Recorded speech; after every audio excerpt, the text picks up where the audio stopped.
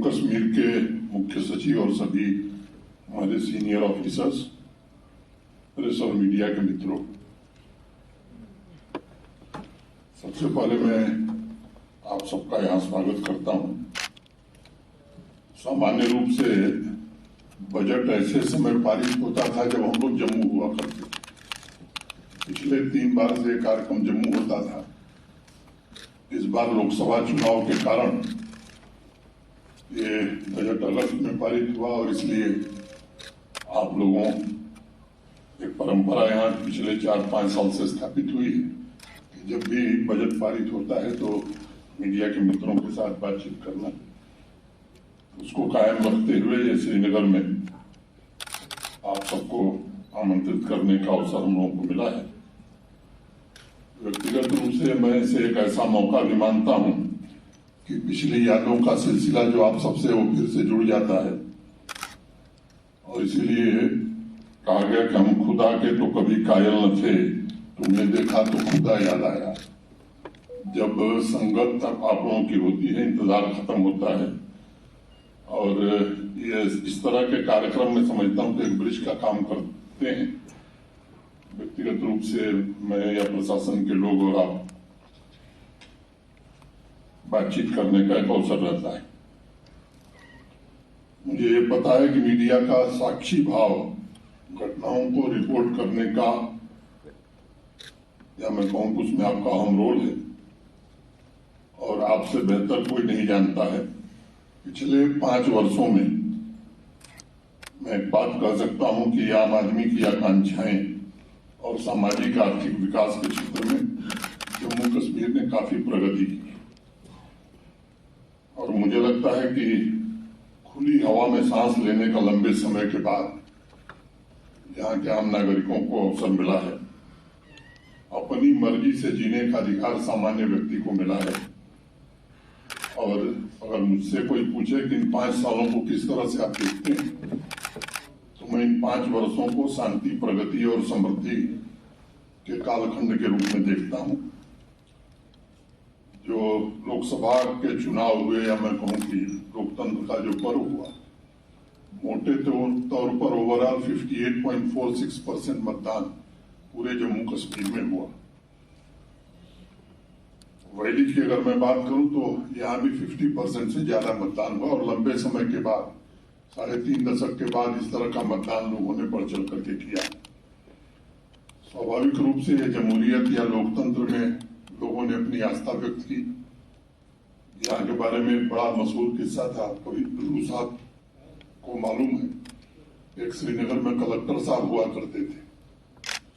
तो यहाँ 2 तरह के विधायक होते थे, खलीक नाम था उनका कलेक्टर साहब। एक खलीक साहब के एमएलए होते थे, एक जनता के एमएलए होते थे।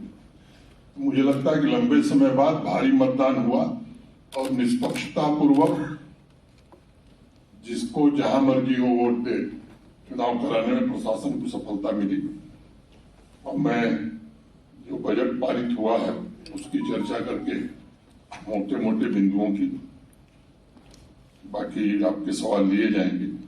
आप सबके ध्यान में होगा कि ये 24-25 का जो बजट है 23 जुलाई को पार्लियामेंट में ले किया गया था और 8 अगस्त को संसद के दोनों सदनों से ये पारित हुआ है। साइज जो बजट का है वो 1,18,03,90 करोड़ रुपए, 1.1839 करोड़। और पिछले साल का जो एक्सपेंडिचर है इससे 30,889 करोड़ ज्यादा है। एडमिनिस्ट्रेटिव सेक्टर में मोटे तौर पर रेवेन्यू एक्सपेंडिचर हमारा जो है वो 9881.68 करोड़, सोशल सेक्टर में लगभग 24,870.50 करोड़, इंफ्रास्ट्रक्चर सेक्टर में लगभग 16,000 करोड़ और इकोनॉमिक सेक्टर में लगभग 555.48 करोड़। कैपिटल एक्सपेंडिचर में पहले की तुलना में मैं समझता हूं कि भारी वृद्धि हमने की है। सोशल सेक्टर में हम लगभग 4,200 at 17.65 करोड़, इंफ्रास्ट्रक्चर के सेक्टर में 11,664.45 करोड़ और इकोनॉमिक सेक्टर में 6,943.20 करोड़ ये खर्च कर रहे हैं। Capital expenditure contribution towards GDP 14.01%, और अगर मैं पिछले 5-6 सालों से तुलना करूं तो एक तरह से डबल हो गया है। जीएसडीपी फॉर द ईयर 24-25 ये प्रोजेक्टेड है 2,63,399 crore, 263,399 crore, which shows a growth of 7.5% over GSDP of 23-24. Tax या gross domestic product ratio for 24-25 has been projected at 7.92%, which is higher than previous year, that is 5.68%. Challenges आपको पता है, जम्मू कश्मीर में historically या legacy का challenge रहा है, fiscal management खास तौर से, और जो एक्सटर्नल प्रेशर रहे हैं हमारे ऊपर, हाई लेवल रहा है कमिटेड एक्सपेंडिचर का, और बिजली के क्षेत्र में एटीसी लॉसेस देश में सबसे ज्यादा रहे हैं, जो हमारे लिए चैलेंज था, और इसके कारण दिक्कतें भी थी। यूटी गवर्नमेंट ने काफी प्रयास किया है अपने प्रोजेक्ट एग्जीक्यूशन में, रेवेन्यू ऑगमेंटेशन में, और एटीसी लॉसेस को कम करने का विशेष प्रयास किया गया है। रेवेन्यू ऑगमेंटेशन जो हुआ है मोटे तौर पर जीएसटी रिटर्न कंप्लायंस, ई स्टैंपिंग सिस्टम, डीलर रजिस्ट्रेशन का एक्सपेंशन और ट्रांसपेरेंट एक्साइज ऑप्शन, इसके कारण रेवेन्यू रिसीट्स हमारी बढ़ी हैं, जहां 23-24 में 12,753 करोड़ था, वो इस साल बढ़कर के 13,900 करोड़ हो गया। जीएसटी कलेक्शन में 12% का इंक्रीज है, एक्साइज में 39% का मोटे तौर पर इंक्रीज है। पावर रिफॉर्म की दिशा में जम्मू कश्मीर काफी आगे बढ़ा है, और 5.74 लाख मीटर्स अभी तक लगाए जा चुके हैं, और मुझे लगता है कि इसके कारण 25% रिडक्शन ट्रांसमिशन और डिस्ट्रीब्यूशन लॉसेस में हम कर सकें। एक बात मैं जोर देके कहना चाहता हूं, पिछले 3 साल में पावर टैरिफ में 1 पैसे का इंक्रीज नहीं हुआ है, और इसका क्लैरिफिकेशन पीडीडी के हमारे अफसरों ने भी दिया है। और दूसरी बात कि देश में सबसे सस्ती बिजली जम्मू कश्मीर में ही दी जा रही है। कुछ एक प्रचार हो रहा है कि साहब बिजली बिल बढ़ गई है, बिजली बिल ज्यादा आ रही है, इसलिए मुझे ये बात कहनी पड़ी कि कोई बढ़ोतरी जम्मू कश्मीर प्रशासन ने पिछले 3 साल में पावर टैरिफ में नहीं किया है। और दूसरी बात कि वो आपके अगल बगल के जो राज्य हैं, चाहे वो हिमाचल हो, पंजाब हो, हरियाणा हो, इनसे तुलना कर लीजिए, या देश के किसी यूटी और किसी स्टेट से तुलना कर लीजिए, और फैक्चुअल स्थिति है कि एवरेज जो हमारी खरीद है उससे भी सस्ती बिजली हम यहाँ के कंज्यूमर्स को दे रहे हैं। अनेक एक्सपेंडिचर रिफॉर्म भी पिछले 4-5 वर्षों में जम्मू कश्मीर प्रशासन ने किया है। एक तो सेंट्रली स्पॉन्सर्ड स्कीम्स का कैसे अच्छे ढंग से हम दोहन करें, इसका एक सुनियोजित प्रयास हुआ, जिसके कारण 22-23 में जहां 6,400 करोड़ रुपए हम प्राप्त कर सके थे, 23-24 में वो बढ़ करके 10,300 करोड़ रुपए हो गए, और इस वर्ष मैं उम्मीद करता हूं कि इसमें और वृद्धि होगी।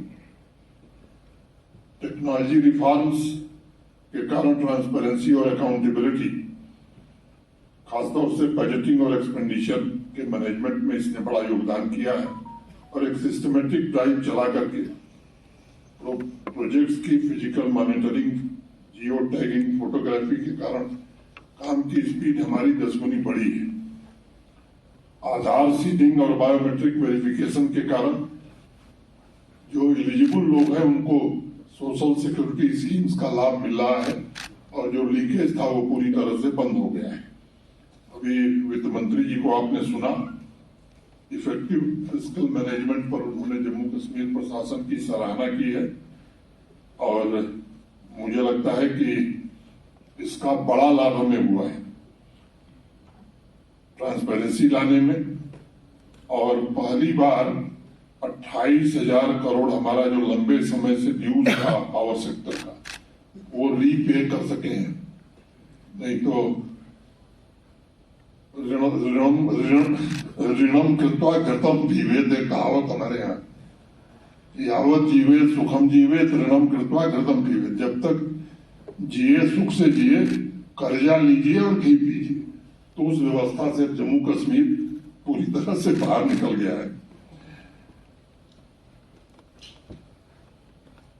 77 ईयर्स में पहली बार यूटी ने कंट्रीब्यूट किया है कंटीजेंसी फंड जो आरबीआई ने क्रिएट किया है। 23-24 में फिस्कल डिसिप्लिन और खर्चों में कटौती के कारण 19 और ओवरड्राफ्ट से अब जम्मू कश्मीर बाहर निकल गया है, जो यहाँ की परंपरा थी।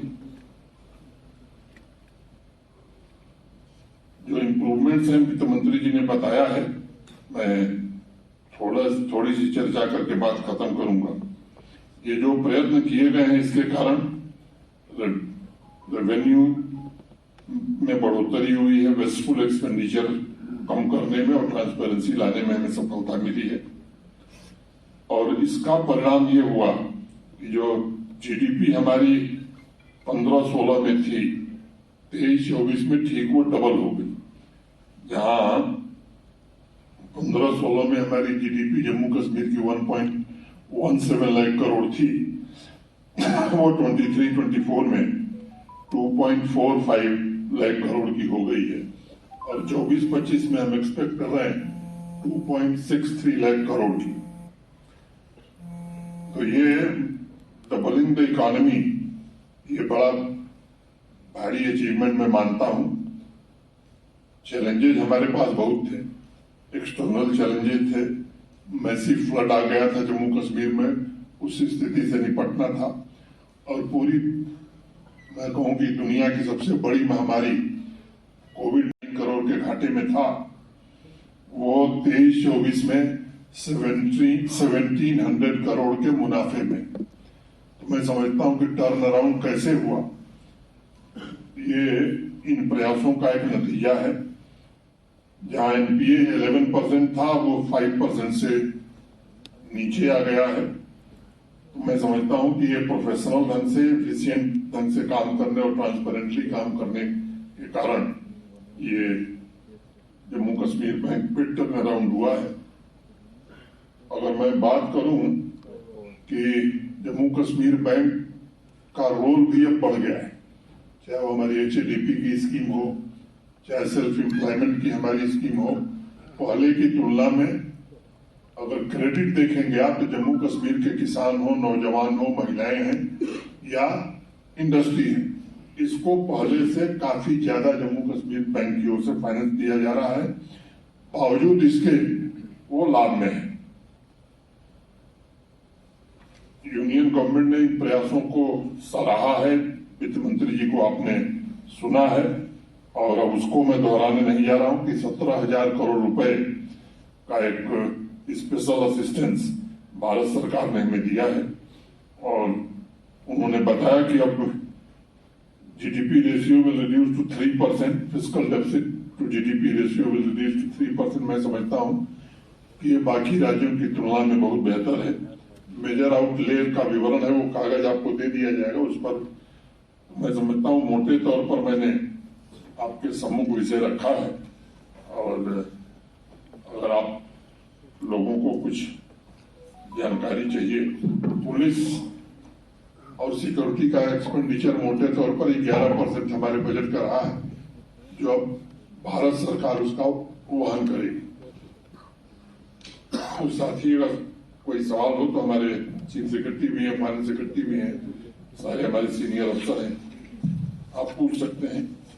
Thank you sir. टीचर का जहां तक सवाल है, जो 4 साल 5 साल का ट्रैक रिकॉर्ड है, पहले की तुलना में एक्सपेंडिचर हमारा काफी बढ़ा है और जो बजट में प्रोविजन है वो पूरी तरह से खर्च हो जाए, इसका पूरा प्रयास हम लोग करेंगे। मुझे उम्मीद है कि पिछले परफॉर्मेंस को देखते हुए मैं कह सकता हूं कि उसे खर्च करने में सफल होंगे। दूसरा, पावर सेक्टर में जो आपने कहा ये सच है। मैंने जिम्मेदारी से वो बात कही कि 3 साल में कोई बढ़ोतरी नहीं हुई। अगर होती तो आपके ध्यान में आता, रेगुलेटरी कमीशन हमको जाना पड़ता। फ्लैट रेट में वृद्धि हुई है। अब ये सच है कि कुछ लोगों को पहले से ज्यादा पैसा देना पड़ रहा है, उन लोगों को भी कुछ लोगों को पैसा देना पड़ रहा है जो पिछले कई वर्षों से पैसा नहीं दिए थे। तो अगर लोड का वेरिफिकेशन पीडीडी कर रहा है तो आप दे रहे हैं 200 रुपया और चला रहे हैं 3 AC, तो उनको तो थोड़ा ज्यादा देना पड़ेगा। ये भ्रामक प्रचार करके मैं समझता हूं कि कुछ लोग इस बात को फैलाने की कोशिश कर रहे हैं कि पावर टैरिफ बढ़ा दिया गया है।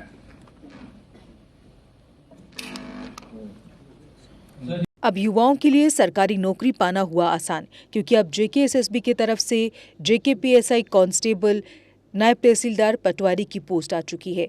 जैसे कि आप सब जानते हैं कि कैरियर अड्डा जम्मू पिछले 9 सालों से फ्री कोचिंग के साथ बेहतरीन रिजल्ट्स भी प्रोवाइड कर रहा है। लगभग 600-700 से भी ज़्यादा बच्चे इस समय अपने सपनों को पूरा करने के लिए कोचिंग ले रहे हैं।